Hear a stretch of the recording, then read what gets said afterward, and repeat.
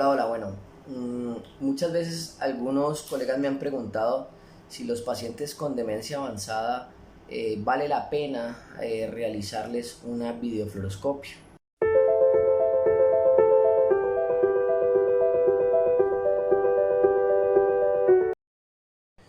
Cuando la disfagia o la dificultad para comer del paciente se sale de lo habitual, muchas veces podemos sospechar que a pesar de que haya una historia clínica de base que pueda explicar una disfagia, por ejemplo, en el caso de las demencias, también pueden haber factores mecánicos o de disfagia baja que estén confundiendo un diagnóstico certero.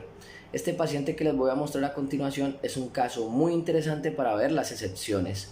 Los invito a verlo.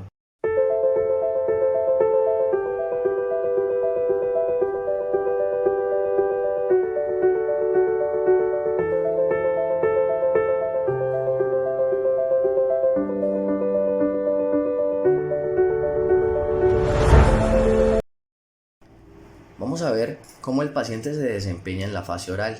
Vemos un paciente que es capaz de manejar y contener el bolo en la boca, propulsarlo adecuadamente hacia la fase faríngea e incluso hay un selle laringoepiglótico muy eficiente teniendo en cuenta el diagnóstico de base y además de eso la edad del paciente. Como podemos darnos cuenta, cuando el agua ingresa a la faringe y a la hipofaringe, el selle laringoepiglótico para proteger la vía respiratoria es muy eficiente.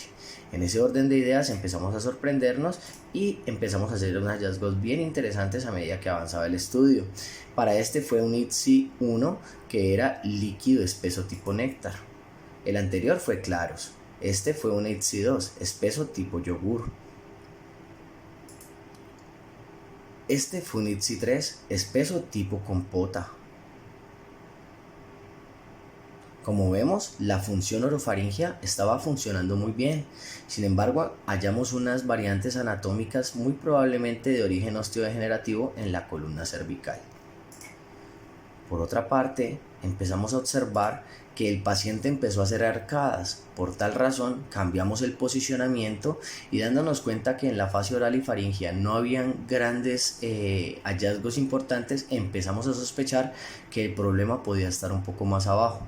Así que nos enfocamos en primera porción faringea, esófago cervical, donde podemos ver unas anormalidades o variantes anatómicas bien importantes en la columna cervical y también un comportamiento bien interesante en el esófago medio. Vamos a verlo a continuación.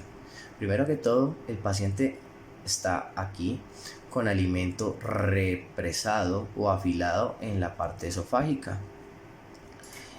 A continuación vamos a ver cómo el paciente empieza a consumir un semiblando aproximadamente en la escala ITSI internacional, es un ITSI 4 que viaja muy bien. Esa es una consistencia textura tipo puré, viaja muy bien, pero por la densidad del producto empezamos a ver que tiene dificultades serias el paciente para permeabilizar el bolo hacia el esófago distal y ese reflujo empieza a ser tan agresivo que alcanza a retornar hacia la hipofaringe y eso explica por qué el paciente presentaba episodios de tos. Como observamos detenidamente, el paciente con los episodios de reflujo alcanza a generar unos episodios de reingreso o regurgitación esofagofaringea. ¿Qué quiere decir eso? Alimento que ya está en el esófago medio se regresa hasta la hipofaringe y alcanza incluso los senos piriformes. Tenemos que tener en cuenta de que en el estudio nosotros damos unas dosis fraccionadas y el estudio es de una duración corta. ¿Por qué? Porque es irradiado. Sin embargo, asumimos que este cuadro puede verse muy exacerbado cuando el paciente coma grandes cantidades y a grandes velocidades en la casa. Por eso una de las recomendaciones que se dan es que la alimentación de estos pacientes debe ser muy lenta, de alimentos de fácil trituración. Como nos empezamos a dar cuenta, la comida se represa en el esófago medio y empieza a medida de que ya empezamos ya en esta categoría con sólidos blandos, ya empiezan a tener una dificultad para avanzar en el esófago y el reflujo se va haciendo cada vez peor. Eso explica por qué el paciente presentaba episodios de tos post-deglución o durante la ingesta, principalmente con alimentos de textura semiblanda y alimentos sólidos. Pero a la vez nos ayuda a descartar de que el problema estuviera siendo dado por la demencia de base, ya que su fase oral y faringea estaban completamente normales. Acá hicimos un complemento del estudio donde observamos el comportamiento esofágico. En esta fase, la interpretación nos la ayuda a hacer el médico radiólogo que esté acompañándonos en el estudio. Sin embargo, pues los hallazgos son muy significativos y nos damos cuenta de que hay un tránsito bien lentificado con una discreta distensión a nivel distal, muy probablemente sugestiva a una hernia hiatal o a cambios pues de la naturaleza de la edad del paciente. Pero como grandes hallazgos observamos grandes episodios de reflujo que se retornan hacia la garganta y explican la clínica del paciente, lo que hizo descartar al cuadro médico tratante de pensar en una gastrostomía, dado que el problema del paciente no era una disfagia alta, como lo llama Perclavet, que es una disfagia oralofaringea, sino que era una disfagia baja de tipo esofágica. Muchas gracias. Bueno, pues espero que les haya gustado el caso.